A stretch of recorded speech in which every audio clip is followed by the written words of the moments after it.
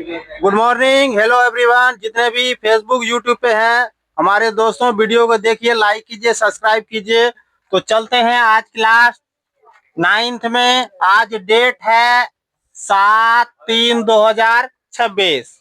Class 9th इतिहास history में क्या हम बताएंगे? फ्रांसीसी क्रांति, यानी फ्रांसीसी क्रांति की शुरुआत कब हुआ? 14 जुलाई 1789 को। इस डेट को याद कर लीजिएगा, जो एनसीईआरटी बुक से पढ़ाया जा रहा है। और कोई भी एग्जाम दीजिएगा, ये डेट कभी भी गलत नहीं हो सकती, ये मेरा दावा है। अब देखिए, फ्रांसीसी क्रांति 14 जुलाई 1789 की सुबह। ध्यान से समझना है, इतिहास है, और नहीं समझिएगा खुद ब खुद इतिहास बन जाइएगा। देखिए, फ्रांसीसी क्रांति 14 जुलाई 1789 की सुबह पेरिस, क्या बोला? सुबह पेरिस नगर में आतंक का माहौल। नहीं समझते हैं? जैसे कोई भी नगर में चले जाइए तो सुबह का माहौल कैसे होता है? आंदोलन का माहौल को कहा था आतंक।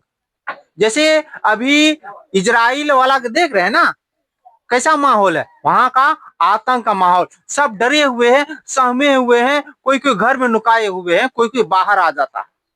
तो आतंक का माहौल बना हुआ है। आतंक का माहौल था या बना हुआ था, जो भी बोल सकते हैं। और सम्राट, यानी सम्राट मतलब राजा, ने सेना को शहर में घुसने का क्या दे दिया? आदेश दे दिया। बोला, जाओ आप लोग शहर में घुस सकते हैं, तुम लोगों का आदेश है, खुली छूट है। कौन बोला? ये सम्राट यानी राजा ने कह दिया। किसको? सेना को। और सेना सब क्या गया? नगर में घुस गया। सीधी सी बात, नगर में घुस गया। और अफवाह, अफवाह मतलब गलत बातें को फैला देना। अफवाह था कि वह सेना को नागरिकों पर गोलियां चलाने का आदेश देने वाला। अफवाह फैल गया कि राजा ने आदेश दे दिया सेना सबको कि लोगों के ऊपर, नागरिकों के ऊपर गोलियां चलाने, यानी गोलियां बरसाने का आदेश देते। यही अफवाह था। अफवाह झूठी थी।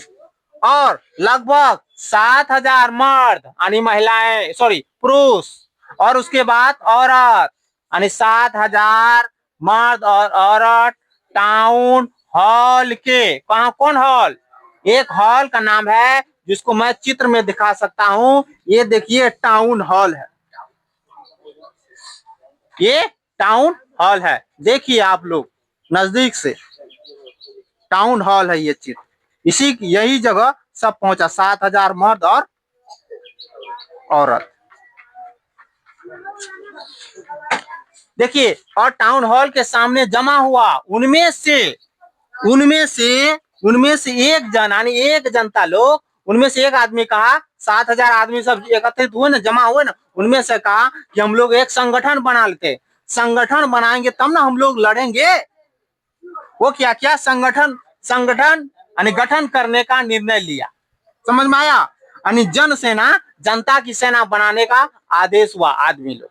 उसके बाद 100 आदमी पेरिस नगर के पूर्वी भाग की ओर चल पड़ा। यानी कितना? 7,000 में से 100 आदमी पेरिस नगर के पूर्वी वाला भाग में चल पड़ा। और बस्तीला, जगह का नाम है बस्तीला, किले की जेल। कौन किले? बस्तीले किले की जेल को तोड़ डाला और भारी मात्रा में गोला बारूद मिलने की संभावना थी। बोला, बस्तीले की जो जेल जो था ना, उनमें से क्या किया? 100 आदमी पूर्वी तट पर पहुंच गया पेरिस नगर के, और उस जेल को तोड़ डाला, वहां गोला बारूद हथियार छीन लिया। अब देखिए, हथियार पर कब्जे की शस्त्र लड़ाई में बस्तीला, जब वहां एक दूसरे में लड़ाई हुआ, जब हथियार को अपने कब्जे में करने लगे, एक दूसरे से लड़ाई हुआ, और बस्तीला का जो कमांडर था वहां मारा चले गया। समझ में आ रहा है ना? बस्तीला का कमांडर मारा चला गया। और शेष आगे हम सुनाते। उसके बाद क्या कहा? इस घटना के बाद कई दिनों तक पेरिस तथा देश के देहाती क्षेत्र में कई और संघर्ष हुए। पेरिस नगर के छोड़ के गांव में चले आए। देहाती मतलब नहीं बोलते, ये देहाती बुच्चर है, ये देहात का आदमी है। तो गांव से कहां पहुंच, नगर से कहां पहुंच गया? गांव की ओर। और अधिकांश जनता पाव रोटी की मांग, कीमतों का विरोध कर रही थी। पाव रोटी मतलब समझे, खाना की जो दाम था उस चीजों का दाम को बढ़ा दिया गया और उनका उसी का विरोध करने लगा। क्या करने लगा? विरोध करने लगा और कहने लगा। बाद में इस दौरान हिंसा वालकों करते हुए इतिहासकारों ने इसे एक लंबे घटनाक्रम की ऐसी शुरुआत करिया के रूप में देखा जिनकी परिणति फ्रांस के सम्राट को सौंप दी गई। फ्रांस के सम्राट को इस चीज के बारे में सौंप दिया गया क्योंकि इसके बारे में चर्चा हो रही, फ्रांस के बारे में, तो वहां का राजा के ही बारे में उस चीजों को, घटना के बारे में जिम्मेवारी देगा। और हालांकि उस समय अधिकांश लोगों को ऐसे नतीजे की उम्मीद नहीं थी। ऐसा क्यों और कैसे हुआ, ये विवाद जानने का प्रयास करते हैं।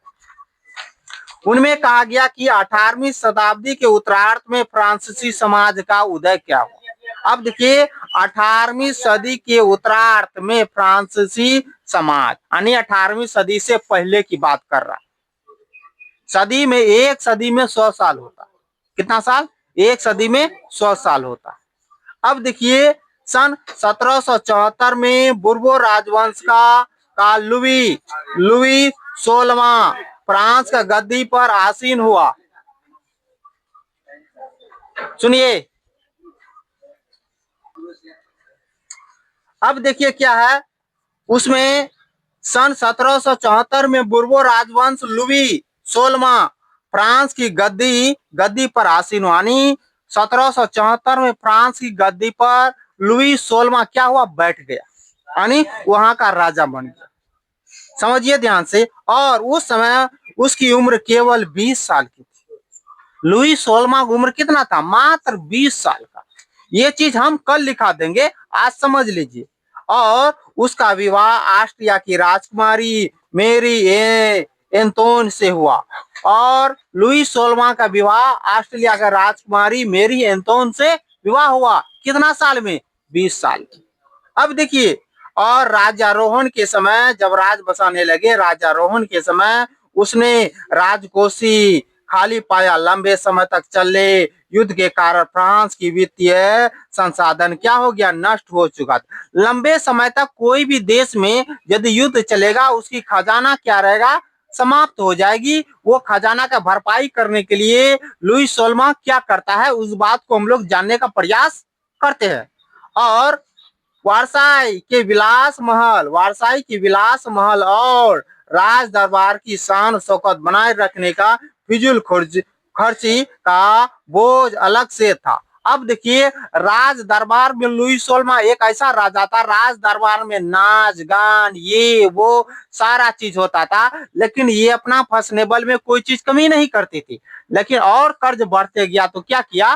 धीरे धीरे वहां का आर्थिक स्थिति खराब होगा ना, लेकिन उस चीज को भरपाई करने के लिए जनता के ऊपर में बोझ डालता। किसके ऊपर में?